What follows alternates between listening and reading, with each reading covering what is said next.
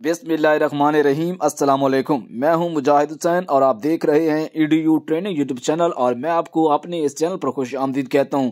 मेरी तरफ से आपको 2023 के साल की ढेरों ढेर मुबारक। इसके साथ इस साल की पहली वीडियो, क्योंकि कुछ मसरूफियत के बहस वीडियो का शेड्यूल मुतासर है तो इसके लिए माजरत।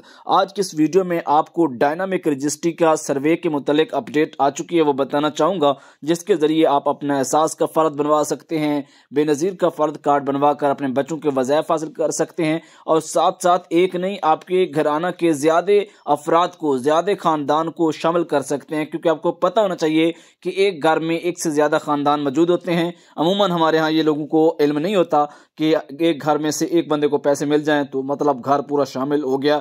नहीं, एक घर में जितने भी शादीशुदा हैं उनको अलग अलग उनका सर्वे होता है, उनको अलग अलग पैसे मिलते हैं। इससे पहले कि आप वीडियो को लाइक करके चैनल को सब्सक्राइब कीजिए, आपको बताना चाहेंगे कि हुकूमत पाकिस्तान ने फैसला किया है कि NSER की बजाय डायनामिक रजिस्ट्री सर्वे करवाया जाए और ये सर्वे वहीं सेंटर्स पर होगा जैसे पहले NSER का सर्वे तहसील सतह पर सेंटर्स में हो रहा था।